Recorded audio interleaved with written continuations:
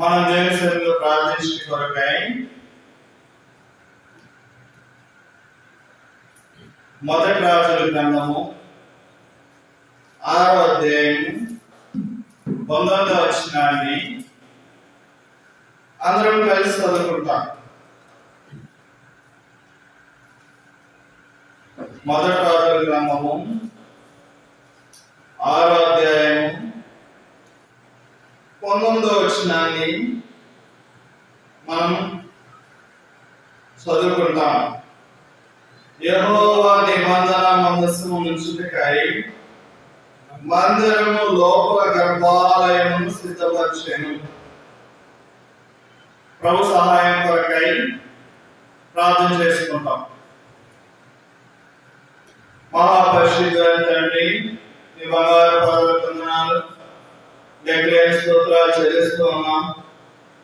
ప్రభా సహాయం చేయము, నీ కృపను అనుగ్రహించు, నీ చిత్తంలో నడిపించు, మమ్మల్ని మరుగు చేసుకును, నీ వాక్యం బట్టి మాట్లాడను సహాయం చేయము. నీ ఆత్మ కుమరింపు మాకు దయచేయండి. ప్రభా ఏం చెప్పాలనో ప్రభా ఆ గడియకు పరిశుద్ధాత్మ మీకు అనుగ్రహింపడని వాగ్దానించిన దేవుడు సహాయం చేయండి. ఎవరికి ఏం అవసరమో అది నీ వాక్యం ద్వారా మాట్లాడడం సహాయం చేయండి. సమస్తము నీ చేతికి అప్పగించుకుంటూ నన్ను మరుగు చేసుకుని నీ వాక్యముకు నీకు నేను ఆహ్వానికి మహిమ తెచ్చుకోమని త్వరగా ప్రభు యేసుక్రీస్తు వారి నామమున ప్రార్థించి అవి వేడుకుంటున్నాను తండ్రి, ఆమేన్. శనివారం మనం దేవుని సన్నిధిలో సిద్ధపాటు కోరికై మొదటి రాజుల గ్రంథము 6వ అధ్యాయము 19వ వచనాన్ని మరలా చదువుకుంటాం. యెహోవా నిబంధన మందసము ఉంచుటకై మందిరము లోపల గర్భాలయమును సిద్ధపరిచెను. ఇక్కడ మనం చూసినట్లయితే 14వ వచనం నుంచి మనం చూస్తే ఈ ప్రకారం సొలొమోను మందిరం కట్టించి ముగించెను. అతడు మందిరపు లోపల గోడలను అడుగు నుండి పైకప్పు వరకు దేవదారు పలకల చేత కట్టించెను. లోపల వాటిని సరళపు మాను పలకలతో కప్పి మందిరపు నట్టిలో దేవదారు పలకలతో కప్పివేసెను. మరియు మందిరపు పక్కలను దిగువ నుండి గోడల పైభాగం మటుకు దేవదారు పలకలతో 20 మూరల ఎత్తు కట్టించెను.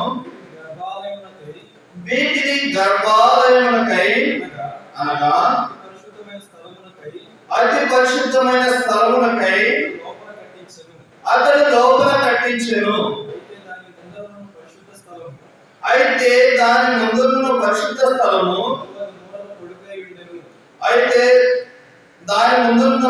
స్థలము గలదు మూల పొడిగై ఉండెను. మందిరంలో ఉన్న దేవదారు పలకల మీద చెక్కబడి ఉండెను. అంతయు దేవదారు కనపనియే, రాయి ఒకటైనను కనబడలేదు. యెహోవా నిబంధన మందసము ఉంచుటకై మందిరము లోపల గర్భాలయమును సిద్ధపరిచెను. చూసినట్లయితే పిల్లలారా, మనము సొలొమోను వాటి గోడలను అనగా దేవుడు దావీదుకి ఏం ఆజ్ఞాపించినాడో దేవుని మందిరము కట్టుటకై ఆయన గోడలను దాన్ని ప్రతి విషయాన్ని దేవుడు దావీదుకి సెలవిస్తూ వచ్చినాడు. దేవుడు దావీదుకి దేనైతే ఆజ్ఞాపిస్తూ వచ్చినాడో దావీదు దాన్ని సొలొమోనుకి ఆజ్ఞాపిస్తూ వచ్చినాడు. దేవుని ద్వారా దావీదుకి ఏ విధంగా దేవుని మందిరాన్ని అనగా ఆ ఆవరణమును, పరిశుద్ధ స్థలమును, అతి పరిశుద్ధ స్థలమును ఏ విధంగా నిర్మించాలో, ఏ విధంగా శుద్ధపరచాలో దాన్ని ఎలా అలంకరించాలో దేవుడు దావీదుకి ఎలా అయితే ఆజ్ఞించినాడో అలా సొలొమోను కట్టిస్తూ వచ్చినాడు. ప్రతిదీ ముందుగా సిద్ధపరిచిన వస్తువులతో అవి కట్టబడుతూ నిర్మించబడుతూ వచ్చినాయి. చూసినట్లయితే మనం చిన్న విషయాన్ని చూసినట్లయితే యెహోవా నిబంధన మందసం ఉంచుటకై ఈ స్థలానికి దేవుడు ఒక పేరు ఇస్తూ వచ్చినాడు. అది అతి పరిశుద్ధ స్థలము. ఆ స్థలంలో ఏం ఉంచుతూ వచ్చినాడంటే యెహోవా నిబంధన మందసము. ఇది ఆ కాలంలో చాలా ప్రత్యేకమైనది, చాలా పరిశుద్ధమైనది. ఇది దేవుని నిబంధన గుర్తుగా ఉన్నది. అది గర్భాలయంలో ఉంచుటకై దాన్ని అనేకమైన కట్టడాలతో సరళపు మానులతో చూడండి 14-15 వచనంలో దాన్ని పైకప్పు దేవదారు పలకలతో దాన్ని సరళపు మానులతో కప్పి దాన్ని అంతా సిద్ధపరిచినాడు. అది ఎలా సిద్ధపడబడిందంటే ముందు ఆజ్ఞాపించిన వాటితో సిద్ధపడుతూ వచ్చింది. ఆ గది కానీ, ఆ ప్రదేశం కానీ, ఆ స్థలము కానీ, అతి పరిశుద్ధ స్థలము ముందుగా దేవుడు ఏదైతే నిర్ణయించినాడో వాటితో అది సిద్ధపడుతూ వచ్చింది. ఎందుకంటే దాంట్లో నిబంధన మనసు ఉండాలని. ప్రేమ దేవుని ద్వారా మనం దేనికోసం సిద్ధపడాలంటే ఇది ఒక పోలికగా వర్ణనగా తీసుకోవచ్చు. అతి పరిశుద్ధ స్థలంలో యెహోవా నిబంధన మందసం ఉంచుటకై. యెహోవా నిబంధన మందసం ఎక్కడ ఉంచినాడంటే అతి పరిశుద్ధ స్థలంలో ఉంచినాడు. ఈనాటి కాలంలో మనం దేన్ని సిద్ధపరచుకోవాలంటే హృదయాన్ని సిద్ధపరచుకోవాలి. ఆ నిబంధన మందసం ఎక్కడ ఉంచుకోవాలంటే మనం హృదయంలో ఉంచుకోవాలి. దేవుడు దాన్ని సిద్ధపరచక మునుపు అనగా ఆ స్థలాన్ని, ఆ గదిని, ఆ పరిశుద్ధ స్థలాన్ని, ఆ పైకప్పుని, ఆ గోడని సిద్ధపరచక మునుపు అది ఆ స్థలం ఎలాంటిదో ప్రేమ దేవుని ద్వారా మనం చిన్న విషయాన్ని గమనించినట్లయితే చూడండి. అదే 6వ అధ్యాయం 7వ వచనం చూసినట్లయితే అయితే మందిరము కట్టు సమయమున అది ముందుగా సిద్ధపరిచి తెచ్చిన రాళ్లతో కట్టబడెను. మందిరము కట్టు స్థలమున సుత్తె, గొడ్డలి మొదలైన ఇనుప పనిముట్ల ధ్వని చూడండి ప్రియులారా, ఆ మందిరం స్థలమే కాదు, అక్కడ జరిగిన పనే కాదు, అక్కడ ఆ స్థలంలో యెహోవా నిబంధన మందసం ఉంచాలనే విషయాన్ని కాదు, అక్కడ వాడే వస్తువులు రాళ్ళు కూడా ముందుగా సిద్ధపరచబడినవి.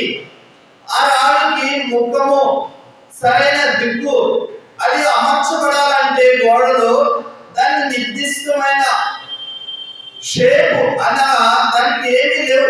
దాన్ని ఏం చేసినాడంటే దేవుడు ముందుగానే సిద్ధపరిచి ఉంచినాడు. శుద్ధితోను ఉలితోను దాన్ని ఏం చేసినాడంటే సరైన క్రమంలో ఆ గోడలోకి అమర్చేయడానికి సరిగ్గా ముందుగా సిద్ధపరిచి ఉంచాలని దావీదు ద్వారా దేవుడు సొలొమోనుకు ఆజ్ఞాపిస్తూ వచ్చినాడు. ఎందుకు దాన్ని ముందుగానే సిద్ధపరచాలి? ఆలయంలోకి అనగా నిర్మించడానికి ముందుగా దాన్ని ఎందుకు సిద్ధపరచాలి అనగా దాన్ని ఎందుకు సిద్ధపరిచినాడంటే ఆ సమయంలో మనం మాట చూస్తూ వచ్చినాం. మందిరం కట్టు స్థలమున సుత్తె, గొడ్డలి మొదలైన ఇనుప ధ్వని ఎంత మాత్రము వినపడలేదు.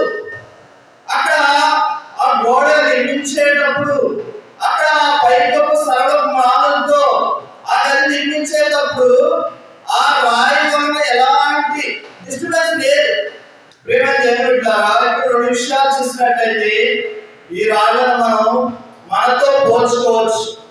దేవుని సన్నిధికి మనం దేవుని ఆరాధించేదానికి మనం వచ్చినప్పుడు మనకి ఏముండకూడదంటే మనం ఎలా సిద్ధపడి ఉండాలంటే ముందుగానే ఆ రాయి, గొడ్డలి, ఇంకా శుద్ధి వంటి ఇనప పనిముట్లు, దాని ముఖము, దాని స్థలము, దాని షేపు దేవుని ఆ మందిరం గోడ అమర్చే విధంగా దాన్ని ఏం చేసినాడంటే సిద్ధపరిచినాడు.